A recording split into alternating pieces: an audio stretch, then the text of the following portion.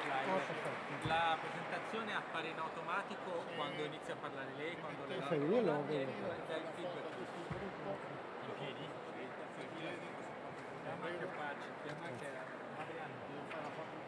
Se vi mettete qui, prego, c'è una foto da fare dei 4 ore.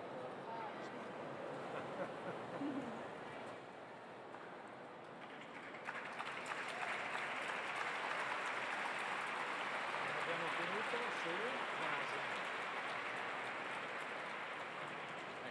Prego. Prego.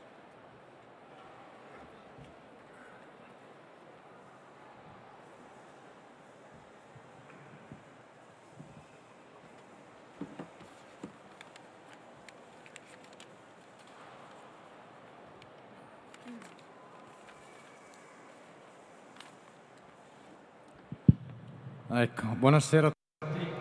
Bonsoir à tous. Je vous remercie de votre présence ici.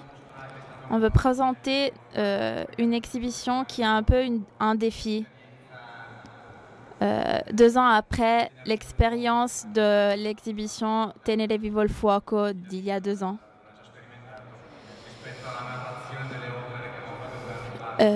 Par rapport à la description des œuvres qu'on avait fait il y a 2 ans, cette fois-ci, on a les œuvres. On est un peu folle parce que c'est difficile de présenter ce type d'exhibition qui a des grandes dimensions mais qui dure qu'une semaine. Donc nous remercions le meeting qui l'a rendu possible parce que seulement dans les meetings cela a pu se réaliser. On peut le comparer à The Floating Piers, le passerelle installé sur le lac d'Isée que même si de grandes dimensions a duré seulement 16 jours. Après, on a juste conservé une traînée orange sur le lac que nous avons conservée dans nos yeux et dans nos cœurs. Même si, soit si nous l'avons visité ou vu dans des photos. Le temps nous fait comprendre le caractère précieux de certains éléments. Et c'est pour cela que je suis tranquille par rapport à la durée de notre exposition, que je pense a eu du succès. Grâce au travail de l'équipe de l'association Casate Scori, dirigée par nos staffs. Je vous demande un applaudissement pour eux.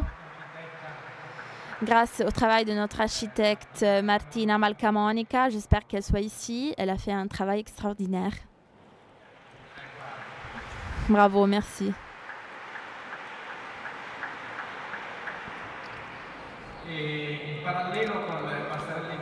La comparaison avec les passerelles de cristaux n'est pas casuelle. À Rimini, nous vous proposons un traversement, une multitude de traversements. Parce que l'exposition nous permet de traverser les œufs qui séparent le passé du présent. Une modalité qui a été expérimentée par les artistes que nous avons amenés ici. On n'a pas juste amené leurs œuvres, mais des cycles, quelque chose de plus difficile, qui nous témoigne de l'effort des artistes. Nous remercions les artistes qui ont voulu se mettre en jeu et qui sont arrivés à Rimini avec des installations qui proposent des regards intéressants et non pas évidents. L'exposition est un ensemble des stations qui proposent une comparaison avec l'art du passé ou avec l'idée anthropologique du passé. Tous les artistes que vous voyez sont liés d'un amour profond à ce qui les a précédés, à ce qui a permis qu'ils soient. parce que s'ils étaient des artistes, c'est parce qu'il y avait des artistes auparavant. À chaque fois qu'on passe dans les différentes salles de l'exposition, on comprend que cet amour, pour être vrai, a pris la forme d'une blessure. Le passé est vivant dans les présents, même si pour le réinventer, on doit tourner le dos au passé. Mais l'artiste pousse la conscience toujours plus loin et cherche des nouvelles visions, comme Aîné, qui portait sur ses épaules son père, mais qui tenait dans sa main son fils, et qui avait comme mission, comme but, de construire une nouvelle ville pour son fils et pour tous les enfants de l'avenir. L'artiste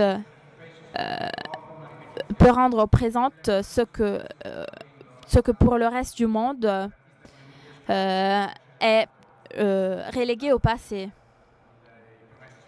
Cela se passe maintenant dans la salle dédiée à l'œuvre Le Fiancé, où il a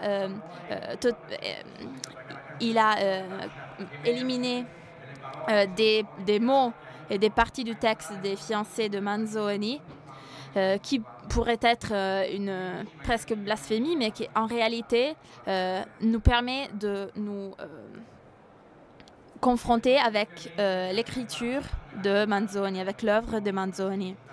Aujourd'hui, on a avec nous Andrea Mpaci qui a proposé Via Crucis, mais on va parler de ça avec lui. Ceux qui ont déjà vu l'exposition ont peut-être constaté que l'exposition s'ouvre avec une image. Le voyage interstellaire de David Bowen, du film Odyssée dans l'espace de Stanley Kubrick. Il s'agit d'une image qui a signé l'histoire du cinéma.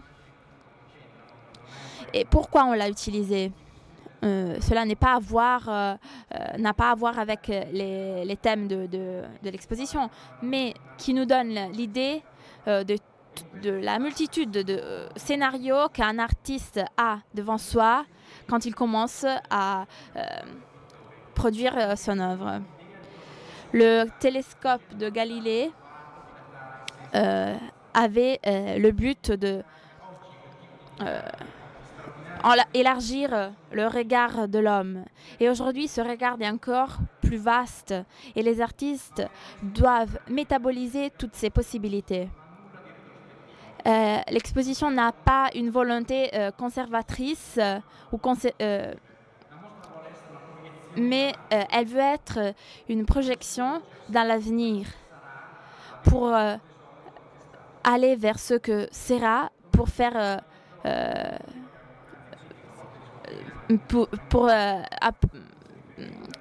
prendre la chance de ce qu'on a vécu dans le passé. Une des œuvres symboles de ces expositions est la sculpture qu'il y a au milieu de la place à l'exposition, une main qui émerge du terrain et qui soutient une maison jaune. Cette main géante peut être le symbole du passé. Et la maison est une maison projetée vers l'avant. Ce n'est pas une tranchée, mais est une maison sonnante. J'ai aimé cet adjectif. J'aime vous livrer cette image parce que j'espère que chaque salle de l'exposition sera pour vous un son à travers lequel le passé nous permette de voir ce qu'il y a devant nous. Avant de laisser la parole à nos intervenants, je voudrais terminer avec un autre sujet. Dans cette exposition, on ne voit pas beaucoup de peinture. La peinture aujourd'hui est un peu marginale dans l'art contemporain parce qu'elle n'est pas à jour. Un artiste de 1900, Umberto Boccioni, avait prophétisé ce que nous voyons dans l'expo du meeting. Boccioni, en 1914, disait « Il y aura un temps où le tableau ne suffira pas. Il sera en lutte avec la vie quotidienne. Les couleurs multipliées n'auront pas besoin de forme pour être compris. Et les œuvres seront composées par des gaz colorés qui vont étonner une folle qu'on ne peut pas concevoir maintenant. Une multitude qu'on ne peut pas concevoir est la foule du meeting. L'expo s'ouvre avec un grand coup de théâtre, l'œuvre d'un grand maître, Andy Warhol. Cela a été possible grâce au fait que l'expo de Andy Warhol, la dernière exposition de Andy Warhol a eu lieu à Milan. Et il a laissé à Milan une de ses œuvres, qui est aujourd'hui au meeting, qui est une des variantes qu'il avait réalisées sur la dernière scène de Léonard de Vinci. Et on a la joie de la voir ici au meeting, grâce au fait qu'elle est de propriété de la banque du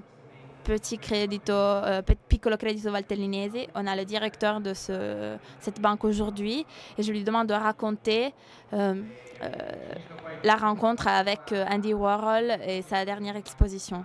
Je vous présente aussi Cristiana Collu. Je la remercie beaucoup. Elle avait beaucoup d'autres rendez-vous. Elle est la meilleure directrice de musée que j'ai jamais connue, mais je vous promets.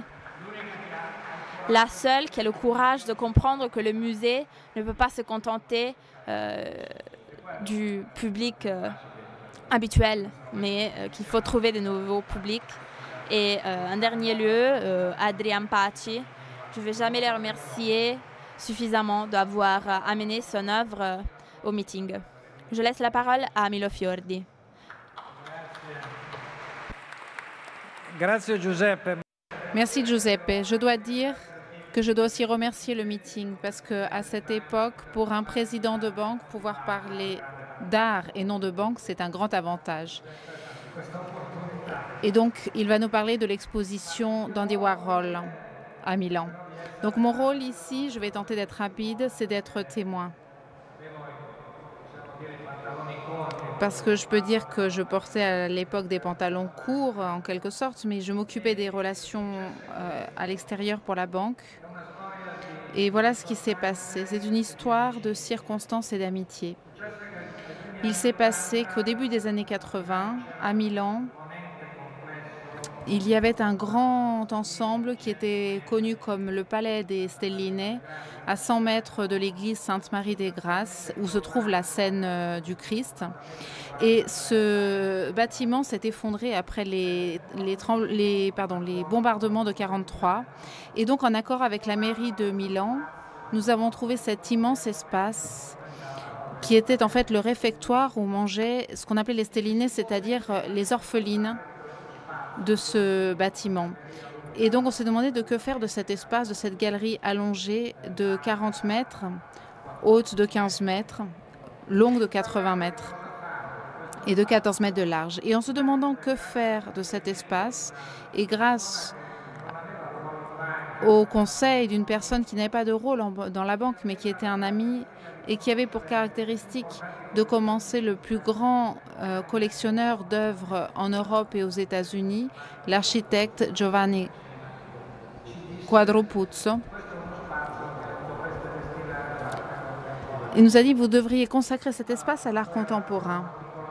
À l'époque, nous étions une petite banque de Credito Valtellino et nous sommes arrivés à Milan et donc au début nous l'avons pris un peu comme une plaisanterie, mais nous avons commencé à y réfléchir et nous avons commencé à réfléchir autour de ce concept très simple, à savoir que pour nous il y avait le même problème qu'il y a pour toutes les entreprises, mais je crois qu'au fond, c'est le problème de toute personne, c'est qu'il faut apprendre à regarder vers l'avant.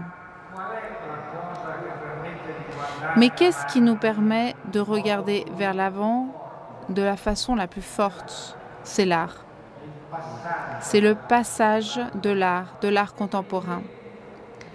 Et par conséquent, nous avons décidé de nous lancer dans cette aventure, de gérer nous-mêmes, sur nos fonds propres. Aujourd'hui, c'est une association qui le fait, mais à l'époque, nous l'avons fait nous-mêmes, de gérer une galerie d'art à Milan.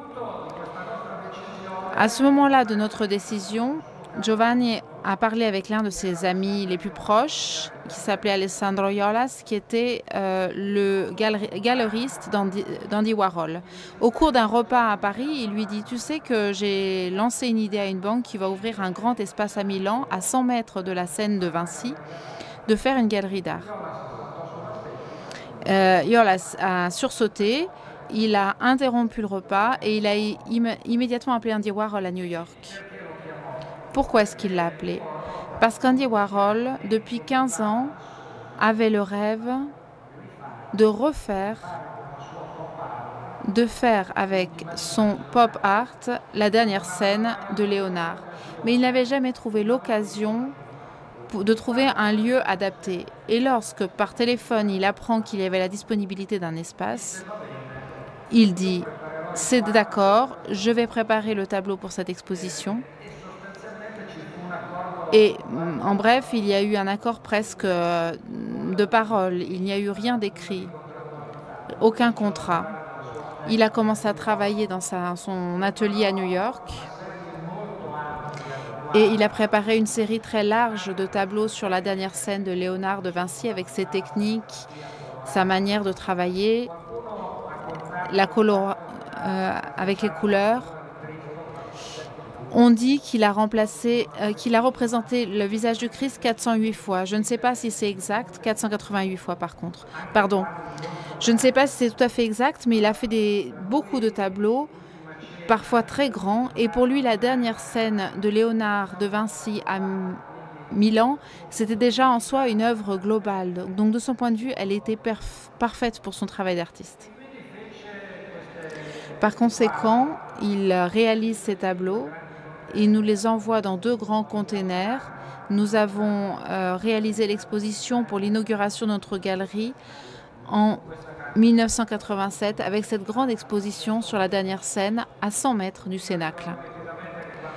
Je me souviens très bien que lorsque nous avons annoncé cela aux autorités culturelles de l'époque, à la région et à la mairie, au début, ils nous ont pris un peu pour des fous, des personnes qui ne savaient pas très bien de quoi elles parlaient, parce que c'était absolument impossible. Mais en réalité, ça s'est fait. Ce soir-là, à Milan, sur le cours Magenta, où se trouve cette galerie, nous avons fini par devoir appeler la préfecture parce qu'on ne pouvait plus gérer la masse de personnes qui se trouvaient là. Mais ce qu'il y a de plus extraordinaire, c'est qu'à l'inauguration, Andy Warhol est venu lui-même. Il est parti de New York alors qu'il était déjà très malade, mais c'était un rêve qu'il avait nourri depuis trop d'années pour pouvoir le perdre. Il est arrivé à Milan, j'ai fait sa connaissance dans cette circonstance, une personne d'une courtoisie et d'une précision incroyable.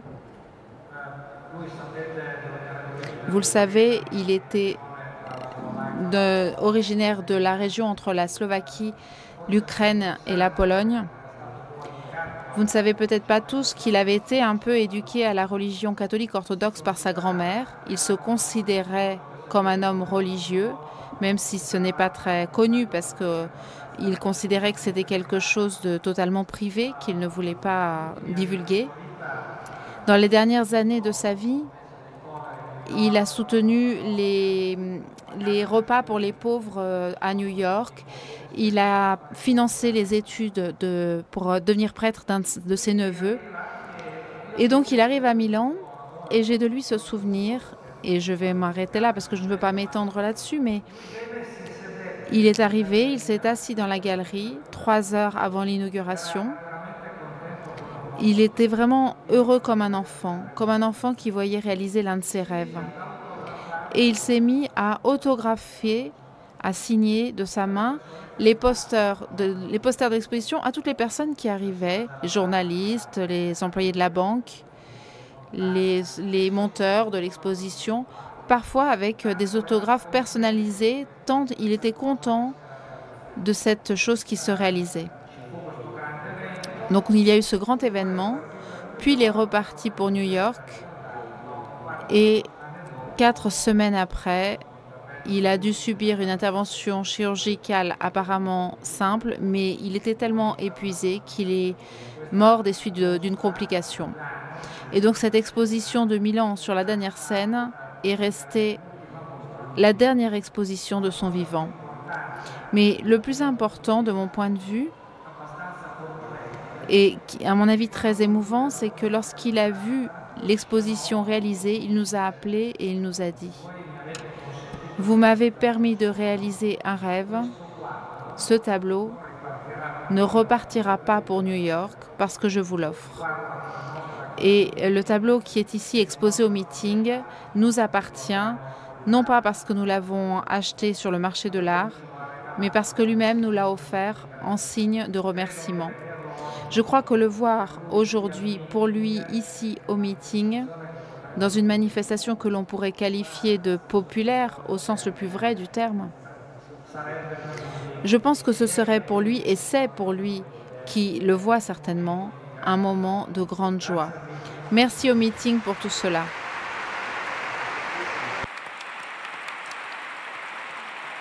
Ça va ?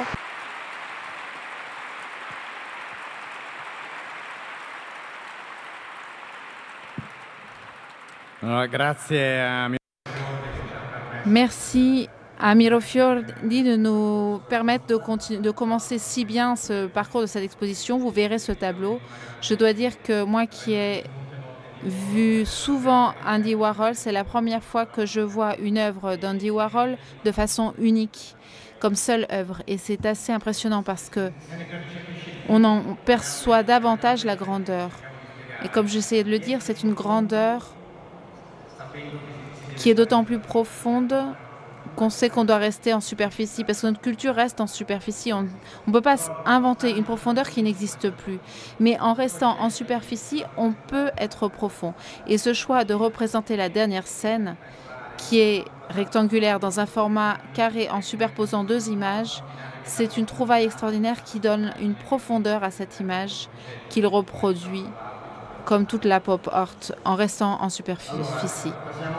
Nous passons maintenant à Adrian Paci. La première question est très simple. Au meeting, nous avons reçu cette œuvre qu'Adrian Paci a reçue pour une église du centre de Milan, une église qui s'appelle Saint-Bartholomé, une zone très belle parce qu'elle est en face d'un merveilleux bâtiment de Giovanni Ponti. Mais c'est une église très sombre, baroque, dans laquelle on a toujours un peu de mal à entrer.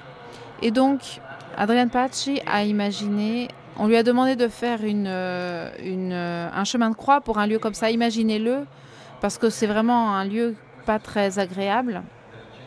Comme beaucoup d'églises du centre de Milan, elle est aussi assez déserte. Alors, quelle forme de développement a eu ton esprit face à cette proposition un peu inattendue ? Oui. Alors, d'abord, bonsoir à tous. C'est la première fois que je parle à un public aussi large. Et donc, je m'étais préparée à une petite conversation intime. Et là, je me trouve presque à faire un discours. Oui, donc j'ai reçu cette commission, cette commande pour la Via Crucis en novembre. Et je devais faire les travaux pour Pâques.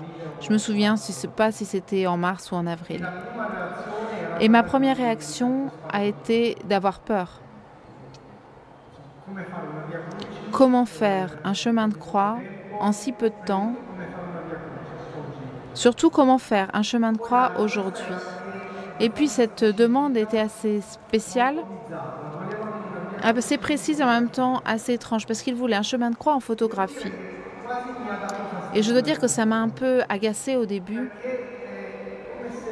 Parce que c'est comme si je voyais dans cette sorte de prétention d'avoir le premier chemin de croix photographique de l'histoire de l'art, c'est comme s'il y avait quelque chose de faux pour moi, qui n'était pas juste. Et d'ailleurs, j'ai dit, non, je vous garantis, ça je ne vous le garantis pas, je vais y réfléchir, j'ai besoin d'y penser, je vais essayer. Et alors, j'ai commencé d'abord à penser à ce que je ne voulais pas faire. Je ne voulais pas faire de chemin de croix scénographique.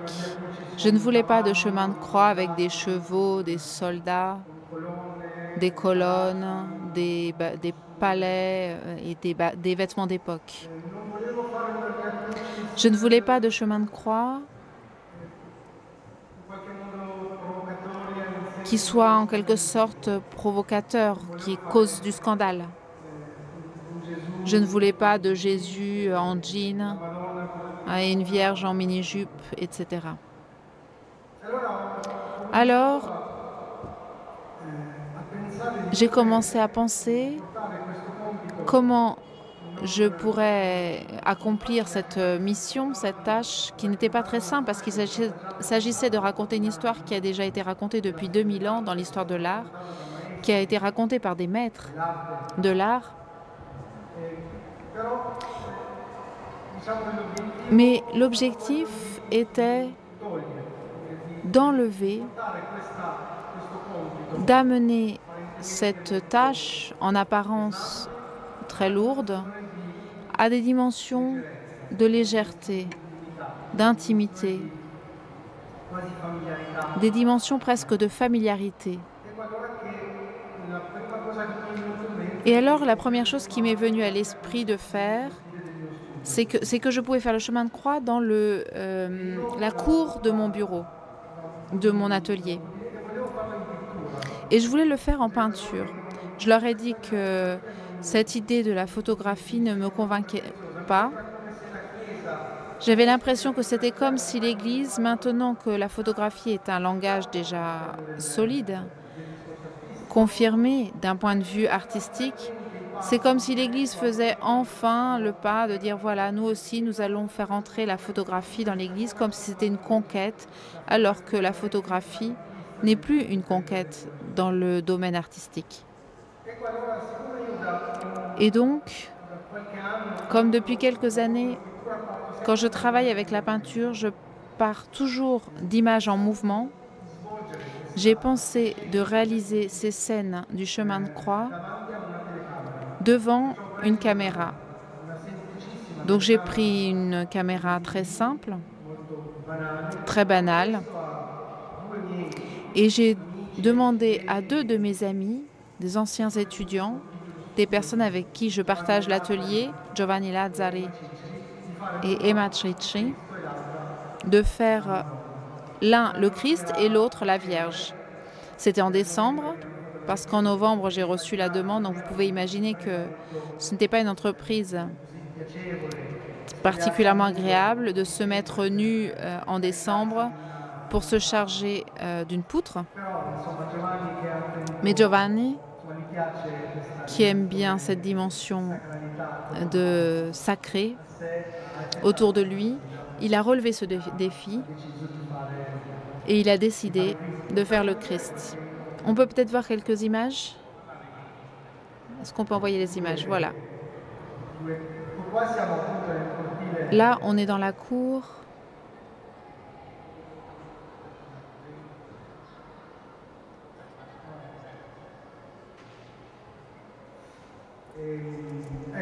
Voilà. Nous sommes dans la cour de mon bureau. Je filmais ces scènes avec ma caméra et j'allais ensuite chercher les scènes. Au début, je voulais peindre sur des tableaux. Mais après, en regardant les frames, j'ai pensé qu'elles avaient une fraîcheur que la peinture risquait de perdre. Et j'ai donc pris la décision finalement de rester dans la photographie, mais d'imprimer ces photogrammes en les élaborant un peu. Ce sont des photogrammes qui sont légèrement retouchés et de les imprimer sur des planches en aluminium, notamment parce que si on les voit dans l'église que Giuseppe a décrit tout à l'heure, c'est une église semi-obscure et le blanc, on ne le reçoit uniquement au moment où, en passant, en avançant dans l'église, par une étrange coïncidence, une lumière entre par quelque part et le métal de l'aluminium reflète cette lumière et la traduit dans le blanc fort de l'image. J'ai donc rassemblé des amis, les pères d'amis, des amies femmes, et ainsi pendant 3 mois, nous avons travaillé sur ces scènes.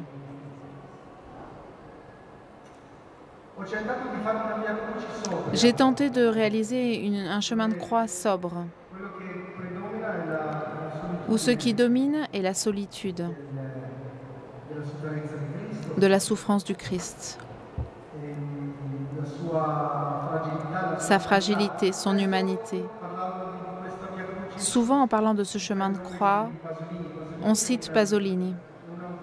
Pasolini, c'est un auteur que j'ai découvert en Italie parce qu'avant, en Albanie, je ne le connaissais pas. Et je l'aime beaucoup parce que en lui, j'ai trouvé une merveilleuse union entre la mémoire savante de la tradition du passé et la fraîcheur et l'urgence d'un regard du présent. Quand j'ai fait ce chemin de croix, je n'avais pas à l'esprit directement Pasolini, je n'ai pas cherché à le citer. Mais peut-être, de manière presque spontanée, involontaire, se sont assemblés en moi cette mémoire picturale, parce que j'ai étudié la peinture en Albanie et j'ai étudié principalement la peinture classique, traditionnelle, notamment parce que quand j'étudiais en Albanie, il y avait un régime communiste très dur, comme beaucoup d'entre vous le savent, qui voyait la fin de l'histoire de l'art avec à l'impressionnisme. Tout ce qui s'était fait après était pour cette mentalité une matière à éliminer et à tenir cachée. Donc mes études sont très liées à Masaccio, à Piero della Francesca, au Caravage, à Léonard de Vinci, etc. Et donc mon regard était certainement contaminé par ces mémoires, mais j'ai essayé ensuite de tout replacer dans l'immédiateté de l'expérience qui se passait sous mes yeux, dans la cour de mon atelier, avec mes amis, les corps de mes amis, de mes camarades. Et c'est ainsi que sont nées ces 14 stations. Ici, nous sommes dans mon atelier. On voit la copie d'un autre de mes travaux où l'on voit un homme qui porte sur ses épaules un toit et qui devient comme si c'était un autre témoin de ce chemin de croix. Ici, c'est Jean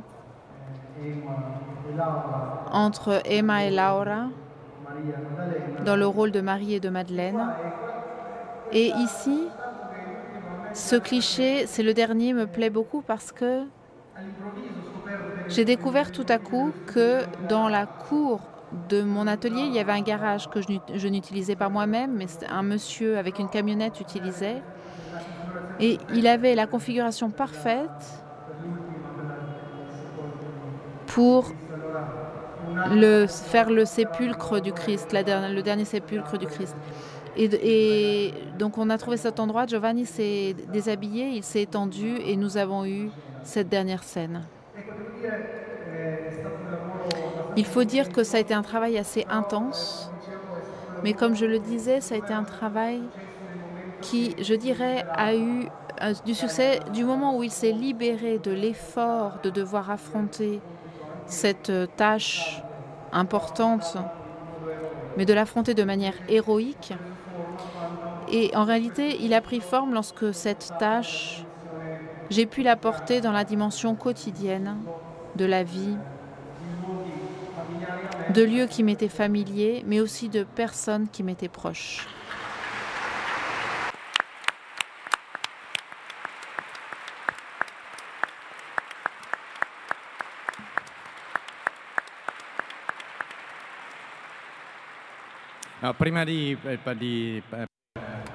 Avant de passer la parole à Cristiana Collu, je voulais faire encore une question à Adrian Paci sur ce projet. De mon point de vue, c'est le plus grand témoignage de comment tout est vrai, c'est-à-dire que le christianisme est la chose la plus simple du monde. Le chemin de croix est beau parce que tu es parti de l'image la plus simple qui pouvait se réaliser et tu l'as fait dans son atelier. C'est un ancien hangar industriel et tu l'as réalisé avec tes amis. Donc l'image la plus simple du monde, l'idée la plus simple du monde. Mais il y a un détail que tu as effleuré qui m'intéresse beaucoup et c'est le thème du blanc. Parce que le Christ est reconnaissable dans cette constante blanche du drap. Donc même quand on entre dans l'église obscure, on suit un parcours qui est celui du Christ présent dans les 14 stations, il me semble. Ou est-ce que je me trompe? Donc dans la simplicité de l'intuition, il y a aussi cette profondeur poétique d'avoir choisi cette constante blanche. Oui, bien entendu. À la fin, le travail se traduit dans des signes concrets, précis. Et donc ce corps, évidemment, lumineux, avec le blanc de la blancheur de ce drap qu'il porte sur lui, est l'élément iconique qui accompagne totalement chacune des 14 stations et qui se traduit ensuite, je le répète ce que j'ai dit, dans l'impression sur aluminium par ce reflet lumineux qui le rend presque... Il lui donne une sorte de dimension de mouvement parce que pendant qu'on marche dans l'église, la lumière se déplace. Et donc même si l'image est fixe, elle n'est pas vraiment fixe parce que dans l'image, la lumière se déplace. Et donc ça, je pense que c'est une dimension qui apporte un élément important, même s'il est très léger en soi. Merci.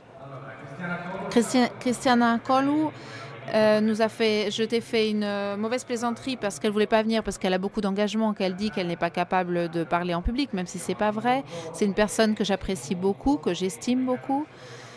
Et dans notre association Casa Testori, on l'a toujours beaucoup utilisée comme point de référence pour les critères pour réaliser des expositions.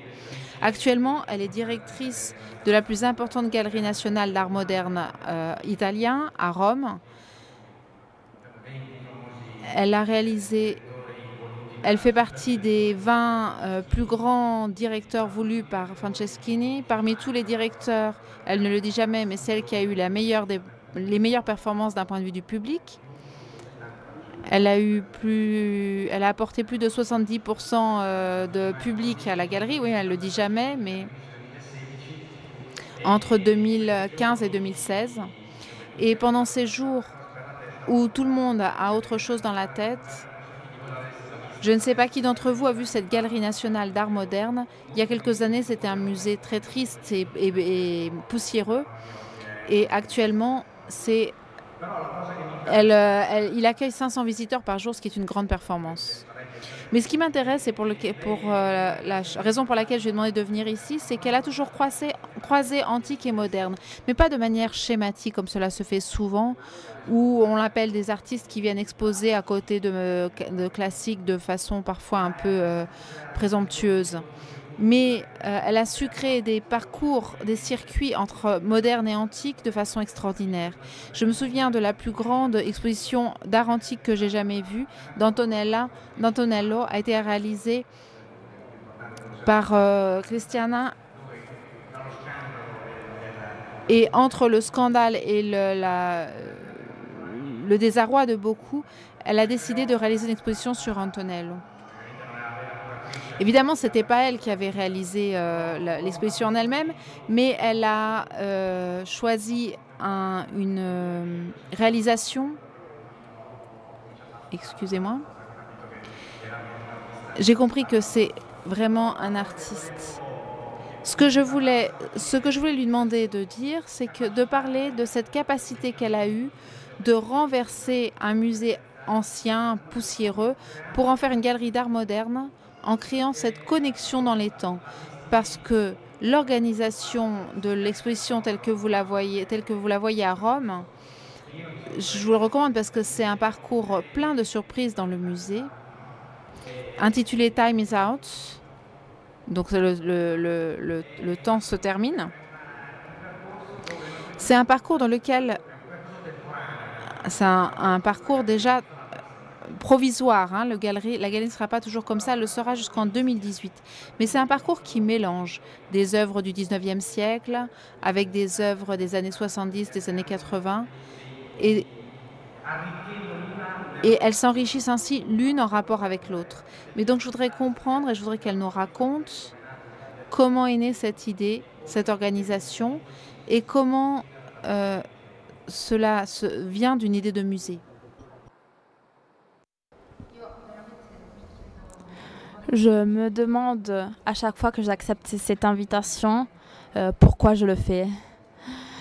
Giuseppe, avec sa présentation,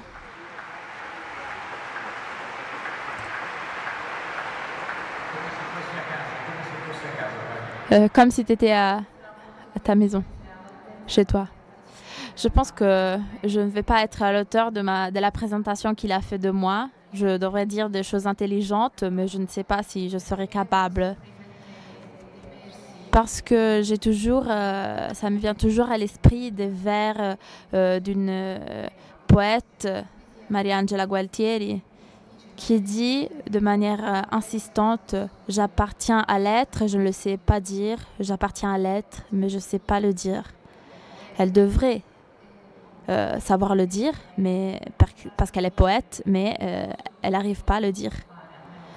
Peut-être je ne sais pas le dire, mais je sais le faire, pour ce qui a dit Giuseppe Frangi.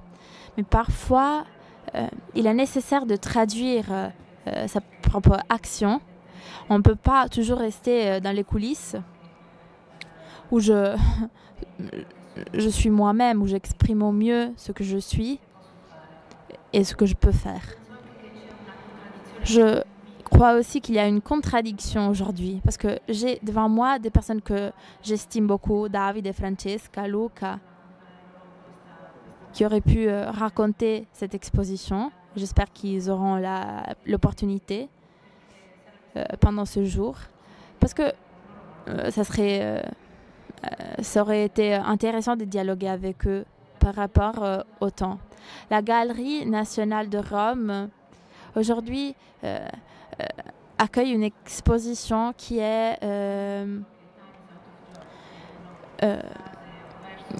s'intitule Time is Out of Joy, qui ne peut pas être traduite de Shakespeare. Nous pouvons comprendre bien pourquoi elle ne peut pas être traduite. Mais on peut dire que le temps est bouleversé. Il ne correspond pas au temps de notre horloge. On le comprend parce que maintenant, on est face à un temps que change toujours, qui se prolonge. Nous sommes dans le monde de la chair. Nous sommes dans la chair, qui est un intermédiaire essentiel pour la compréhension du monde et de la réalité. Dans cette expo, Time is Out, le temps ne gouverne pas, ne domine pas de façon chronologique l'exposition. C'est une exposition qui va du 1800 jusqu'à nos jours. J'ai voulu le faire sans stratégie, sans tactique. Quand j'écoutais l'allocution de M. Fiordi, j'ai été surpris par le fait que tout a été possible parce qu'il y a eu de la place, de l'espace pour cet événement, pour que quelque chose puisse advenir. Le repas, l'appel, tout cela a été possible parce qu'il y avait un canevas, mais il n'y avait pas une vraie copie, un vrai projet. C'est pour ça que je souligne toujours la capacité d'improviser, parce qu'on improvise toujours sur la base d'un canevas, sur une structure très solide qui est la mémoire du passé, la mémoire de notre tradition, de notre identité, de la culture que nous respirons, qui devient la culture du présent. Il y a une phrase très belle qui est « oublier est mémoire ». C'est un paradoxe, mais je pense que c'est vrai. Je lisais une phrase aujourd'hui de la Bourgeois que tous les jours, on doit décider si regarder au passé ou si rester sur les présents.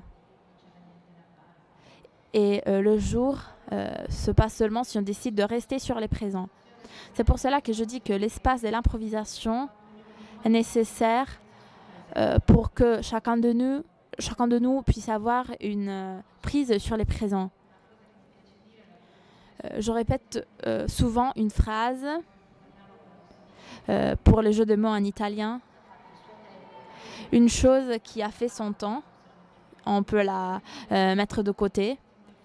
Mais si nous faisons notre temps, ça veut dire qu'on est en train de le construire. On est vraiment des héritiers. Parce que qu'est-ce qu'un héritier? Je cite encore Derrida. L'héritier est quelqu'un qui hérite une responsabilité tout d'abord.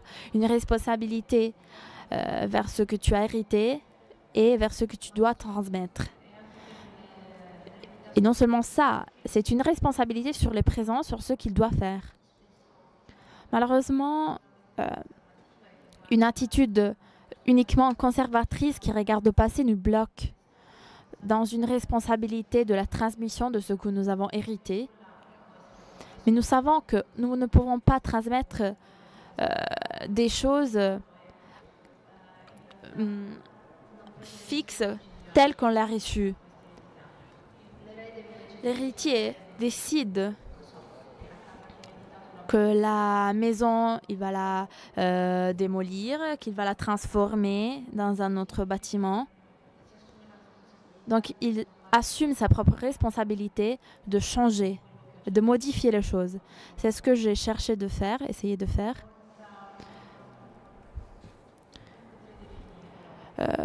Avec un certain sentiment de...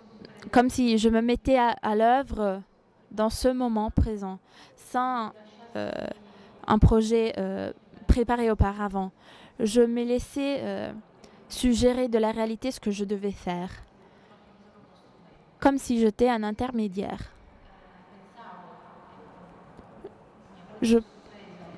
J'étais surpris par la réaction que les gens ont eue par rapport à l'exposition. Pour moi, réaliser cette expo, c'était parler de quelque chose qui était très familier.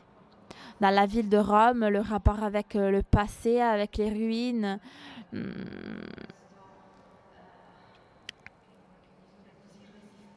Avec ceux qui résistent, avec une résilience du passé. Ce rapport avec cette relation avec le passé, c'était normal. Pour moi, c'était évident. Parce que c'est ce qui se passe dans nos vies. Parce que nos familles sont composées de personnes de différents âges, qui ont une vision du monde différente, qui ont des visions différentes, qui enrichissent et définissent la complexité du monde. Ou nos maisons, qui sont pleines de choses nouvelles qu'on vient d'acheter, ou d'objets qui proviennent de quelqu'un de nos familles qui ont eu leur histoire. Donc dans le musée, comme dans l'exposition, ici au meeting, ce qui change est le dispositif même, la galerie, dans ce cas, un espace qui accueille vraiment des œuvres réelles. J'espère que ça sera une tradition au meeting de Rimini. Je m'intéresse dernièrement de façon très particulière à la responsabilité que le fait d'être une femme comme directrice d'un musée donne à la figure de la femme. La figure de la femme est très controversée.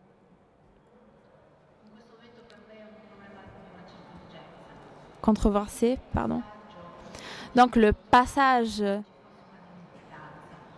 dans le titre, je pensais que on avait oublié quelque chose. Mais je sais que dans l'exposition, il y a une exposition d'une photographe allemande qui prend sur le dos sa mère. Je pense qu'on n'a pas introduit la figure de la fille de la nouvelle génération, mais dans votre exposition, vous avez récupéré au dernier moment la figure féminine qui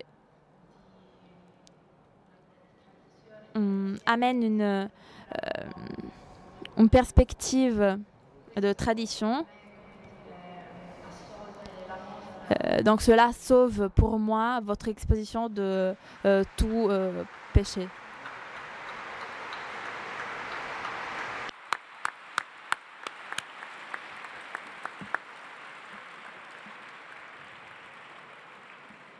Grazie.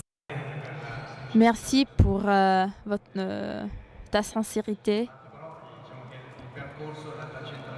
Le parcours de la présence de Julia Kran est décisif parce que la première œuvre qu'on rencontre dans l'exposition est reçue le thème d'Aîné, le fardeau du passé qui devient une angoisse pour l'avenir. Un artiste le reçoit avec une étreinte.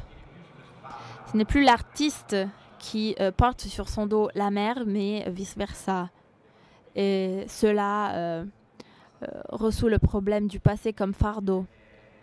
Mais ça devient un passé qui est pris dans une étreinte. Je vais faire une dernière question à Adrien. Sur les quotidiens du meeting, il a fait un entretien qui est un développement de ce qu'il nous a raconté maintenant. Tu as dit que ce qui est important n'est pas de comprendre, mais de faire expérience. Faites attention, on ne doit pas prétendre de comprendre. Cela, je le souligne par rapport aux œuvres de l'art contemporain. On a la prétention trop souvent de vouloir comprendre. Mais il s'agit plutôt de faire une expérience. Ton chemin de croix était une expérience avec tes amis. Oui, souvent, quand je fais un entretien, je suis confrontée à des questions qui veulent un peu ressoudre un sujet, comme si quelqu'un voulait une définition de mon œuvre. Nous vivons dans une époque où on veut comprendre les choses et passer outre. Mais c'est vrai, comprendre est important, mais seulement si cela est vu dans un chemin d'expérience. C'est la différence entre comprendre et souffrir. Souffrir, c'est une façon de faire une expérience de chair de ce que tu vis, des choses que tu aimes, d'aller au-delà de la définition d'un objet, de la classification d'une chose. Donc je crois que pour un artiste, cela est important, et non pas seulement pour ceux qui regardent une œuvre d'art. L'artiste n'est pas celui qui sait, et qui connaît et qui veut raconter aux autres ce qu'il sait déjà, mais c'est quelqu'un qui veut raconter soi-même. Et donc il propose une expérience de l'œuvre, et il fait son expérience en construisant l'œuvre. Grâce à ce processus, il comprend davantage.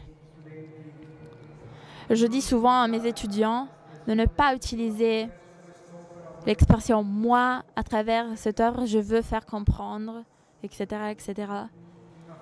On l'entend souvent parmi les artistes. Mais je leur dis non, non, non, non. Tu ne dois pas faire comprendre, tu dois comprendre. Tu fais une œuvre parce que tu veux comprendre plus. Et alors le processus de faire des œuvres est un processus de connaissance, d'expérience, qui sera après transmis à ceux qui se trouvent en face de l'œuvre avec la demande, la volonté de faire une expérience face au travail consigné de l'artiste aux visiteurs. Adrian Paci a une exposition organisée à Milan. Vous pouvez trouver des feuilles dans la foire. Mais je veux aussi souvenir qu'à Trapani, tu as exposé des œuvres avec des œuvres de ton père. Donc si nous parlons d'héritage, il faut parler de ça. Ton père est mort quand tu étais jeune. Mais il était un artiste aussi. Dans l'Albanie que tu nous as raconté. Et à Trapani, tu as exposé tes œuvres avec celles de ton père. Il s'agit d'un expo qui est encore en cours jusqu'à octobre. Dans un musée à Trapani, en Sicile. Un musée d'une église consacrée à l'art contemporain. C'est une exposition qui est née de façon très casuelle. Il y avait un prêtre qui voulait faire une thèse sur l'art contemporain. Il a fait un entretien. Il a découvert que j'avais un père artiste. J'avais avec moi quelques images de ses dessins. Et le père Palmieri, qui est le directeur de ce musée, il a aimé beaucoup ces dessins. Donc, on s'est promis qu'on allait faire une expo. Après quelques ans, on l'a réalisé. C'était un moment très beau. Mon père a travaillé dans le cadre d'un système du réalisme socialiste en Albanie. Il devait faire, comme tous les artistes de l'époque, des tableaux célébratifs. Mais il aimait faire beaucoup d'esquisses avant. Et quand j'étais petit, après que mon père est mort, j'étais surpris par le fait que ces dessins, nés de façon très directe, très libre avec la réalité, il y avait une fraîcheur qui manquait dans les tableaux finaux qui étaient destinés aux expositions officielles. Donc, dans cette exposition en Sicile, on a voulu rassembler cette dimension préparatoire de son travail qui combine aussi une dimension plus libre, plus sensible. On a ajouté 4 vidéos que j'ai réalisées avec ces dessins. Merci.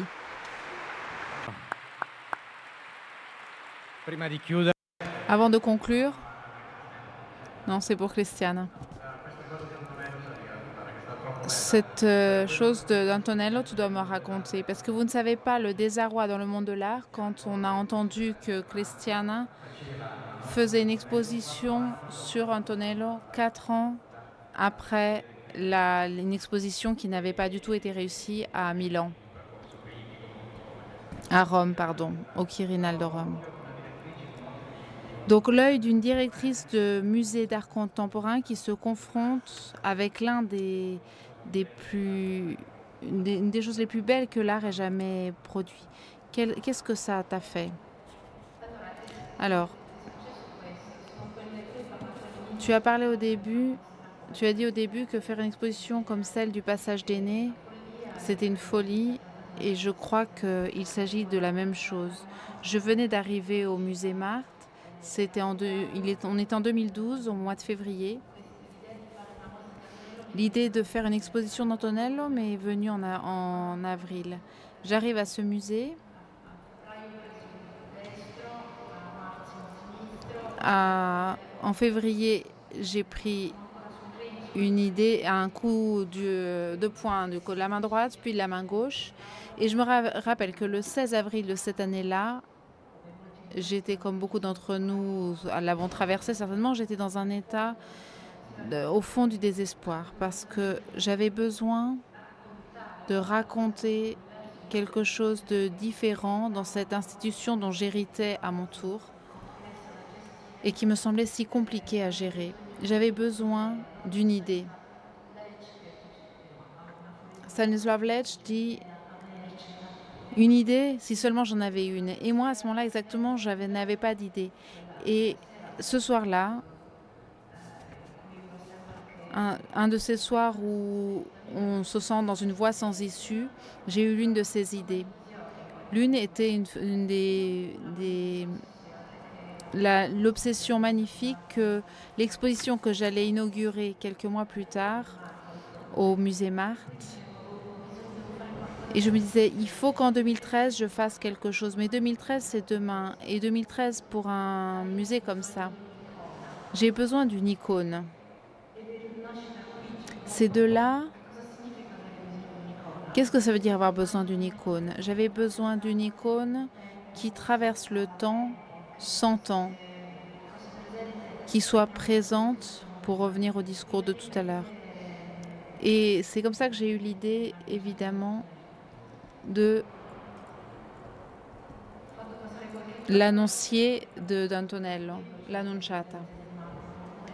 Le président du Marthe, à ce moment-là, j'ai essayé de garder le secret parce qu'on le sait, nos projets, surtout lorsqu'ils sont dans leur phase initiale, ce sont des tendres pousses qui ne peuvent absolument pas recevoir la lumière pour ne pas être brûlés.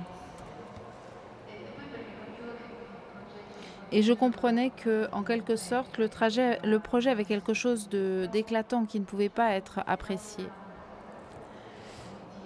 C'était, en quelque sorte, conserver le secret pour réaliser un projet plutôt que comprendre vraiment ce que je faisais du point de vue de ceux qui le regardaient de l'extérieur. Pour moi, probablement pour la formation que j'ai, je viens d'études d'art médiéval et même de l'Antiquité, la haute Antiquité. Et j'ai toujours eu l'impression que l'art n'avait pas de temps. Je lisais aujourd'hui un essai qui va être prochainement publié dans le catalogue de Time is Out of Joy, cette exposition. Dans les œuvres d'art, l'histoire d'art commence à chaque moment, dans chaque œuvre, à chaque instant, lorsqu'on regarde les choses. Et cette vision de l'icône de l'Annonciade d'Antonello,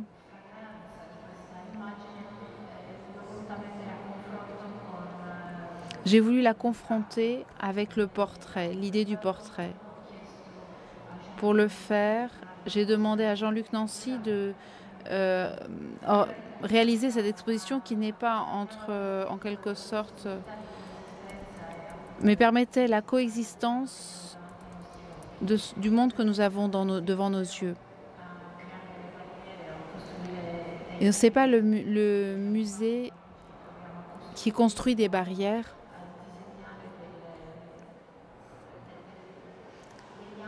Nous réalisons des milieux où il nous semble que nous pouvons les réaliser que si personne ne nous dérange. Mais pour moi, c'était un exemple d'une coexistence, cohabitation incroyable.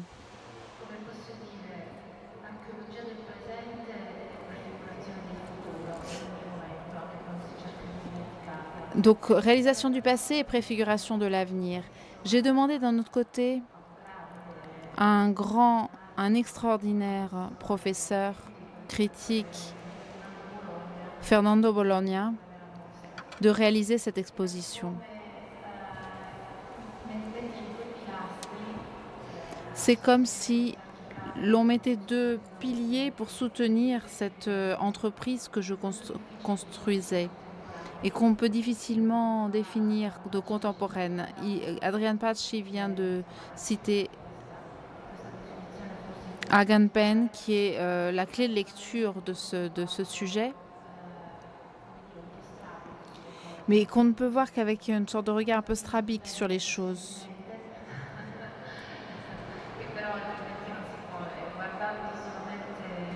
En regardant uniquement le sillon, on ne peut pas en construire un autre. En restant dans l'orthodoxie, j'ai demandé si on devait absolument rester dans l'orthodoxie, on pouvait aussi introduire des éléments hétérodoxes.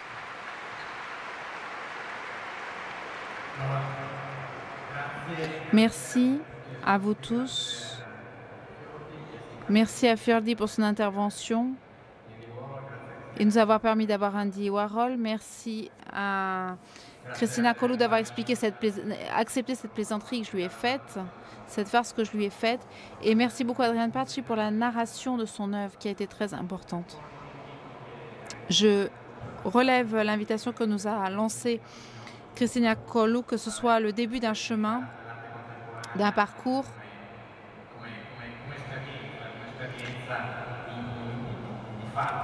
pour amener l'art contemporain comme expérience de fait dans les prochaines éditions du meeting. Non, l'invitation, j'invite Francesca, David et Luca ici. Venez ici. Et Martina, si elle est là aussi. Ce sont les co-réalisateurs de l'exposition.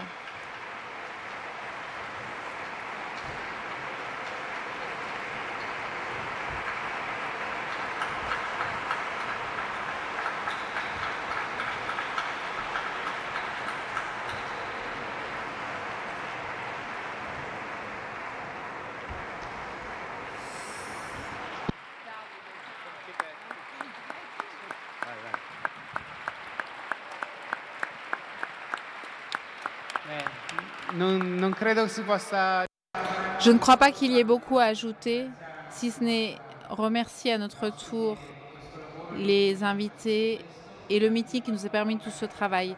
Martina Valcamonica a réalisé le projet de cette magnifique exposition, a donné une maison à nos idées, aux attentes, et elle les a exaltées plus qu'on ne pouvait l'espérer. Merci. Merci à vous tous et à Giuseppe Franci.